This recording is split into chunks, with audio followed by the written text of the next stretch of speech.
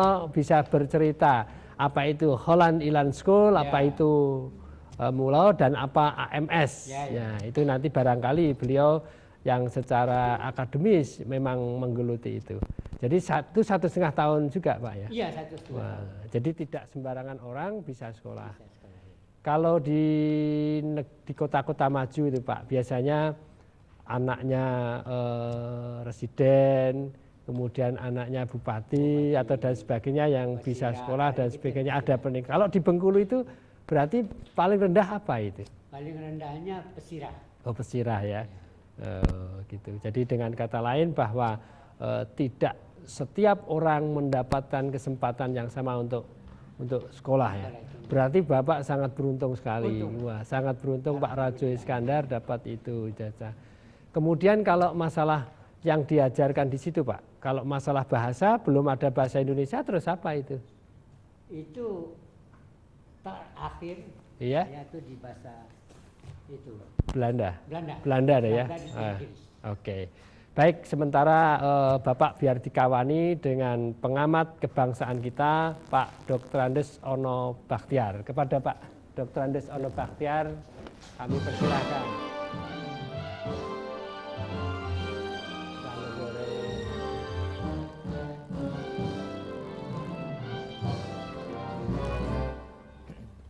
Selamat sore Pak, Assalamualaikum. Jadi kalau namanya Ono Bakhtiar tadi, Ono Bakhtiar. Jadi Bakhtiarnya itu bisa Sumatera, bisa Jawa. Tapi kalau Ononya sebenarnya Jawa. Tapi saya ingin tahu Bapak ini berasal dari mana Pak? Dari Sulawesi Selatan. Sulawesi Selatan. Ono itu singkatan dari Walinono. Oh, nama Bugis. Oh gitu ya. Lalu dipotong menjadi Ono seperti Jawa. Oh jadi dipotong. Karena Ono itu berarti berada. Gitu kan. Tapi ternyata kalau Walinono itu berarti matahari, surga kalau orang Jawa. Gitu, surya ya. Karena panjang dipendekkan menjadi Ono itu. Oh gitu ya. Jadi begitu. Baik, Bapak sendiri kebetulan kan juga mantan dosen Universitas Bengkulu. Sebelumnya juga pernah dosen di mana Pak? Di Universitas Negeri Yogyakarta. Di UNJ Pak ya. UNJ sekarang dulu namanya IKIP Jogja ya. Jadi Fakultas MIPA. Iya, kebetulan beliau juga nyebrang ke sini. Jadi ibaratnya berjuang juga ya, secara akademik menjadi dosen di Universitas Bengkulu dan baru 2 tahun Pak ya pensiun. Baru setahun. Oh setahun. Ya. Maka kalau Bapak berdua ini seperti kakak beradik. Iya. Karena umur Bapak 86, beliau 68 dibalik. 66. Oh 66. Iya. Ya. Jadi 66 berarti angkatan 66 nilai. Iya, tapi angkatan 66. Ya, baik Pak Ono. Jadi saya ingin tahu pengamatan Bapak karena di dunia akademik tentunya juga menangani tentang materi-materi Pancasila, kewirausahaan, kebangsaan, kewarganegaraan dan sebagainya. Sebenarnya istilah kebangkitan nasional itu apanya yang bangkit? Karena Indonesia belum ada sebetulnya kan. Nama Indonesia itu kan belum ada. Belum ada. Nah, kok disebut bangkit? Itu mohon penjelasan secara jelas kepada mungkin para penonton yang ada di studi maupun yang di luar ini. Kami persilakan Pak Ono. Jadi sebenarnya pelopornya itu adalah sekolah kedokteran. Stovia ya, Stovia. Ya. Dan sekolah kedokteran itu boleh dikata 90% orang Jawa. Oh gitu ya. Makanya namanya Budi Utomo. Dia tidak ada unsur politiknya, unsur moral. Jadi baunya bangsa bermoral, Budi Utomo. Sebentar, Budi Utomo apa itu yang Bapak pahami secara kesejarahan? Iya, mengutamakan budi.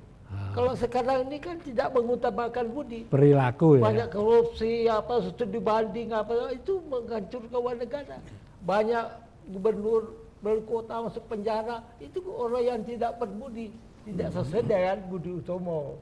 Di menurut Budi Utomo, kita harus berbudi baru memikirkan kemerdekaan. Jadi nama Budi Utomo itu nama sebuah organisasi sosial ya. Organisasi sosial. Bukan politik mahasiswa. Ya. Mahasiswa waktu. Oh, jadi mahasiswa saat itu sudah hebat ya. Iya. Jadi yang dipelopori oleh siapa ya Pak itu? Antara lain Wahidin Sudirohusomo. Wah, Wahidin Sudirohusomo ya. Yang disebut tiga serangkai itu ya. Sebenarnya Wahidin Sudirohusomo itu bukan orang Jawa. Oh gitu. Jadi dia orang Bugis. Orang Bugis. Cuma dia yang paling tua. Lalu dia jadi penasehat dan ketua diserahkan kepada Sutomo. Oh begitu ya. Karena Sutomo orang Jawa dan semua anggotanya kan orang Jawa. Masa orang Bugis satu-satunya di situ jadi ketua? Ya kebetulan Bapak ngomong itu dipelopori orang Jawa, yang ngomong orang Bugis. Jadi ini tidak kultus individu. Ya jadi dulu karena kebetulan di pusat pemerintahan ya di Jakarta. Jadi itu di Jakarta. Kemudian pengertian bangkit itu yang seperti apa Pak Ono itu? Ya bangkit itu semangatnya.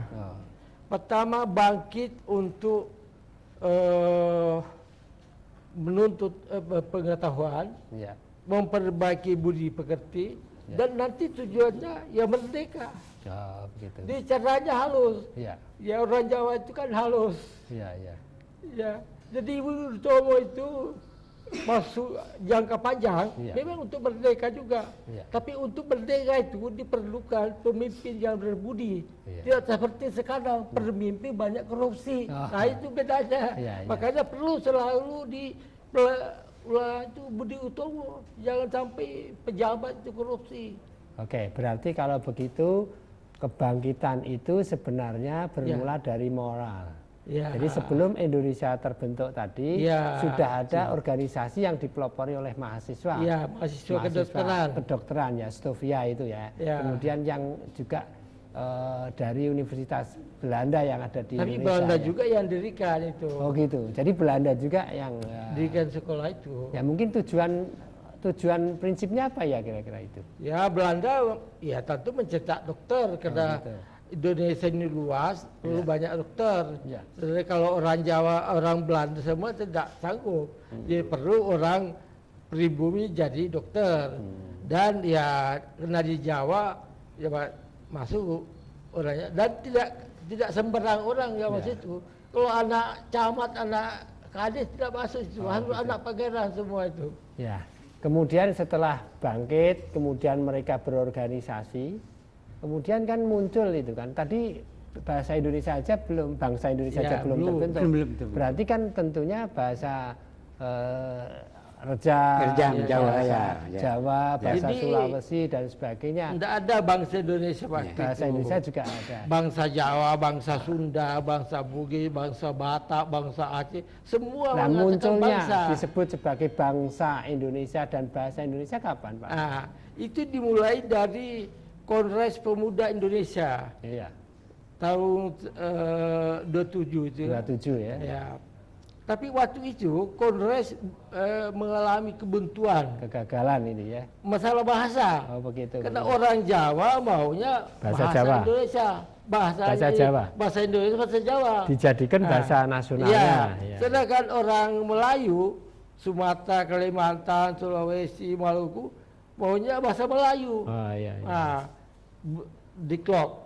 Setahun kemudian diadakan lagi pertemuan tanggal 28 Oktober itu. Ya, 2008. Di orang Jawa rupanya sadar. Kalau kita berkeras tidak akan ada persatuan. Suatu saat kita tidak akan merdeka. Oh gitu. Jadi orang Jawa mengalah. Oh gitu ya. Istilahnya orang Jawa itu mengalah untuk menang. Oh gitu ya. Nanti orang Jawa kan jadi presiden terus. Ya, untung yang ngomong orang Sulawesi Pak. Kalau yang ngomong orang Jawa Bapak diserang nanti. Jadi orang Jawa memang pintar ini. Kita mengalah. Oke lah bahasa Melayu. Tapi akhirnya dijadikan bahasa Indonesia. Jadi bahasa Indonesia itu berasal dari bahasa Melayu. Bahasa Melayu itu orang Irian tahu, orang Maluku tahu, orang Manado tahu, orang Sumatera apalagi ya. Jadi banyak suku yang menggunakan. Kalau bahasa Jawa juga orang Jawa. Yang tahu orang Jawa. Yang tahu, tapi jumlahnya banyak. Untunglah orang Jawa mau. Berarti dari mulai bangkit, kemudian muncul organisasi, akhirnya mengerucut ke bersatunya bahasa, kemudian bersatunya suku-suku bangsa. Suku-suku bersatu. Lada ala Jung Java, Yong Suwe, Yong Silebe, Yong Ambo, lalu bermusyawarah. Nah, akhirnya kesimpulannya dibentuk Sumpah Pemuda. Bayangkan ini, tidak ada di dunia ini yang bangsa yang bersumpah kecuali bahasa Indonesia. Karena bermacam-macam, ya, Bhinneka Tunggal orang Ika Indonesia itu memang sumpah, termasuk sumpah terapah itu. Jadi bersumpah bahwa satu tanah air Indonesia, tujuh. Satu bangsa Indonesia. Ini tidak ada lagi bangsa Jawa, bangsa Sunda, bangsa Bugis, tidak ada. Bangsa Indonesia. Baik, nanti dilanjutkan lagi. Kita selingi dulu musik. Kami persilahkan Keajaiban Cinta oleh Anissa. Ya, silakan.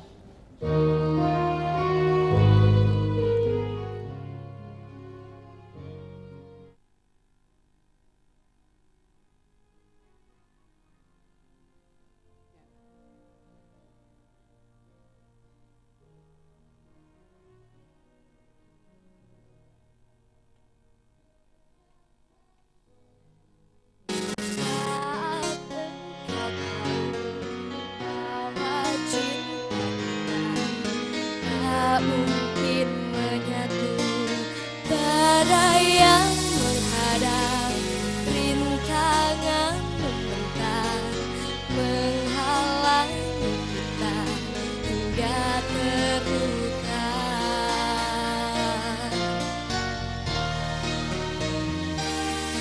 Kering sudah rasanya air mataku menangisi kenyataan cinta ini, meskipun berat terasa, ku coba untuk bertahan. Aku masih terus berharap cinta kita akan bersama untuk selamanya. Aku yakin dan percaya dengan keajaiban cinta.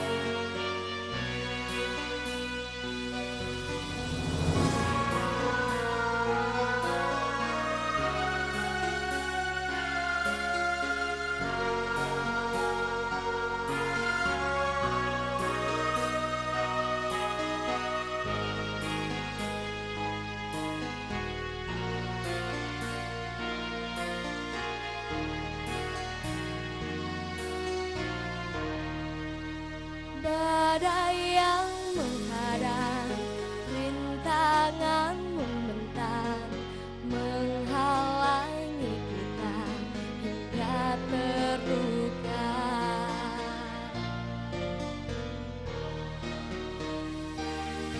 Kering sudah rasanya air mataku menangisi kenyataan cinta ini, meskipun berat terasa, ku coba untuk bertahan.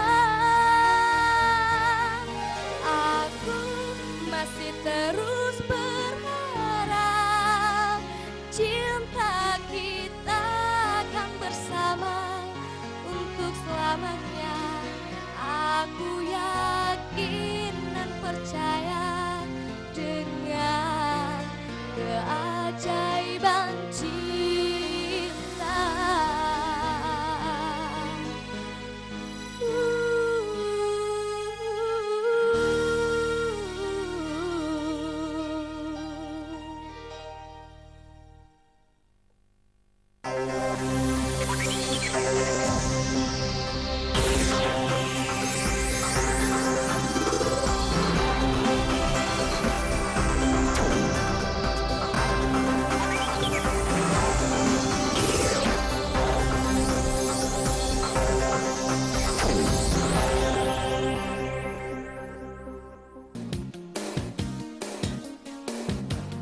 harus hal-hal yang wajib harus kita selesaikan lebih dahulu.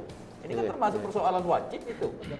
Masalah buruh pangan, kehilangan makna negara agraris. Nah, jadi ini adalah sebuah wacana yang terlebih dahulu melalui peraturan. itu tugas pemerintah daerahnya sudah diperintah oleh undang-undang peraturan. Iya, semasa kita yang baru ini baru tahun setengah ini selalu mendorong itu.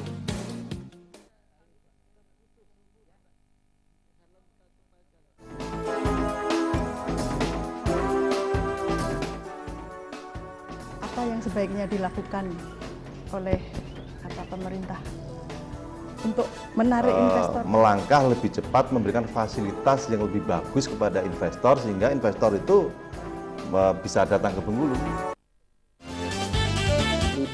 Tapi dihitung-hitung menurut kami masih menguntungkan.